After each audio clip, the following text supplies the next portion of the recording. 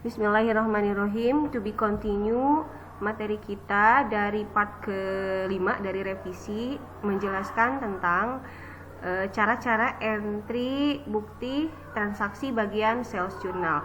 Kalau di part ke-5 kita baru sampai ke dokumen ke-10. Dokumen ke-10 ya, yang ini PD Quinrisa Handphone menjual ke toko Lirasel. Nah, ini masih di terminnya 3/10 N/45. Kita lihat Excelnya. Maaf, Excelnya yang ini. Nah, di sini sudah ada bagian sales journal. Dicontohkan dulu sebentar.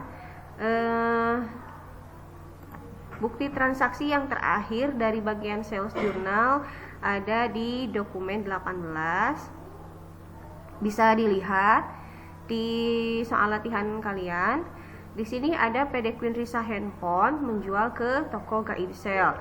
Di sini sudah ada kopi faktur penjualan, itu artinya yang aslinya ada di toko Gaibsel, sedangkan yang kopiannya ada di kita sebagai penjual. Ini menjualnya secara kredit. Jadi kita yang memiliki PD Quinrisa Handphone menjual handphonenya ke toko Gaibsel itu secara kredit. Tandanya ini ada termin. Nah, terminnya 3/10 N/45.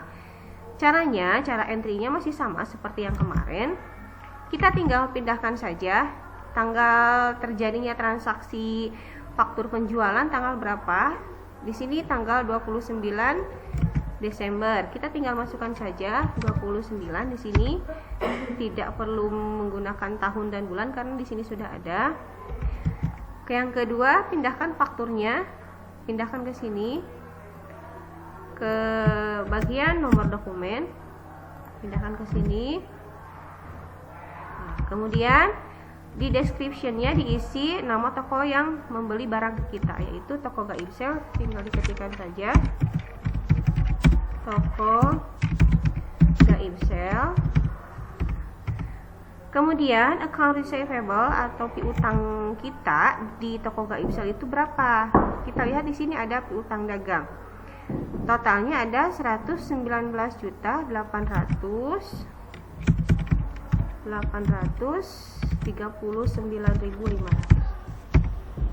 Nah, kemudian kita masuk ke cost of merchandise sold. Seperti yang sudah dijelaskan kemarin, kalau misalnya kita mau mengisi bagian debit di cost of merchandise sold atau di HPP, tidak menggunakan angka yang ini, tidak menggunakan harga yang ini.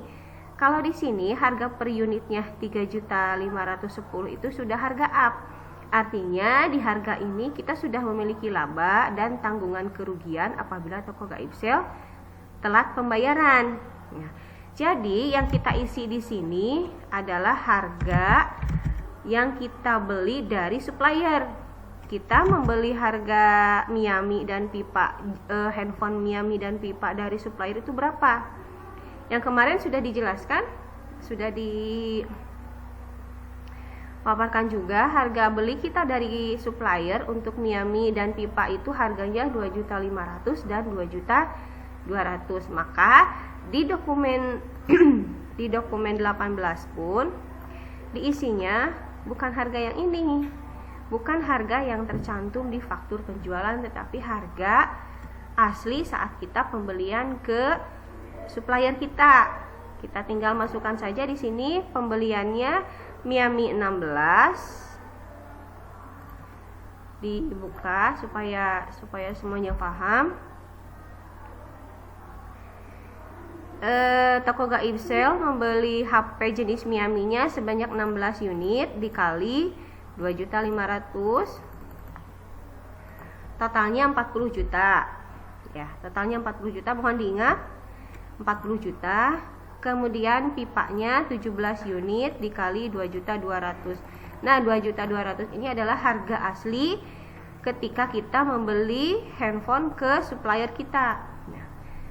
Pipa 17 unit kali 2.200.000 sama dengan 37.400.000 ditambah yang tadi jenis Miami 16 unit sebanyak 40 juta rupiah. Tinggal ditambahkan totalnya 77.400.000. Nah, yang ini yang 77.400.000 tinggal pindahkan ke sini, ke cost of merchandise sold.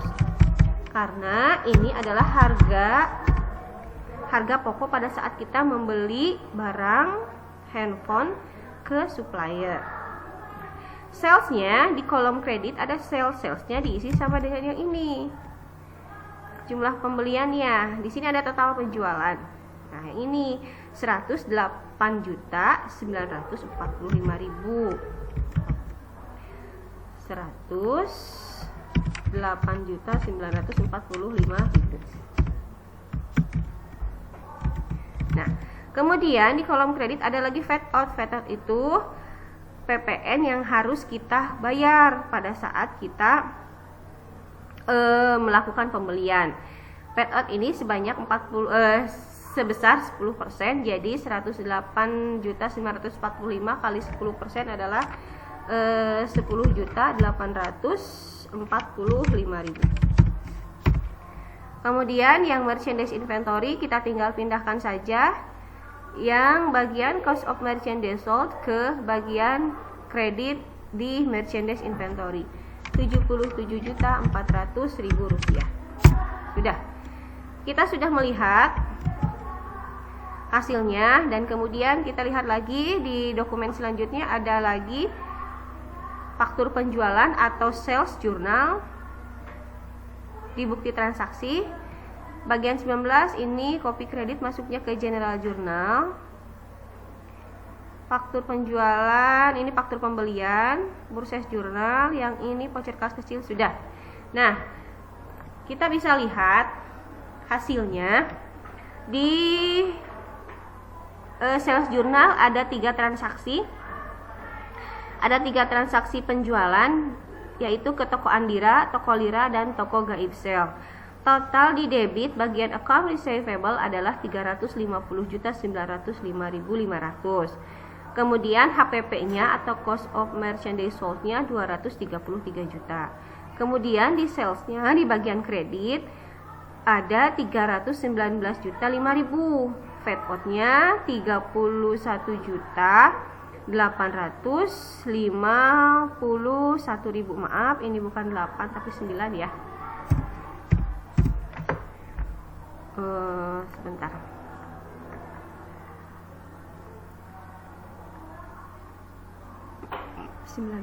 ya. Kemudian di bagian merchandise inventory semuanya ada 233.300.000 sama dengan cost of merchandise sold. Untuk melihat apakah ini data yang sudah kita entry, yang sudah kita input sudah benar dalam artian balance antara debit dan kredit, kita lihat di bagian recapitulation. Recapitulation ini untuk melihat hasil daripada entry yang sudah kita buat. Tinggal pindahkan saja di bagian debit ada account receivable, jumlahnya pindahkan ke bagian debit. Di merchandise di cost of merchandise sold pindahkan ke bagian debit juga. Sudah terlihat hasilnya 583.905.500. Kemudian ada di bagian kredit, bagian sales tinggal pindahkan ke bagian kredit 319.005.000. Kemudian fat out-nya 10% dari sales sudah pindahkan. Kemudian di bagian merchandise inventory sama dengan di debit yang ini, pindahkan ke sini, jumlahnya segini. Bisa dilihat antara debit dan kredit sudah sama hasilnya, berarti 583.950. Ada angka yang salah. 77.079.276.400.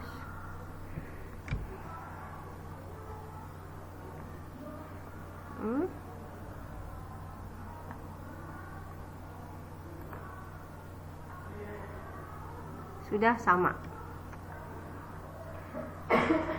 Kalau misalnya ada yang tidak dipahami atau tidak jelas di penjelasannya, bisa ditanyakan di kolom komentar. Terima kasih.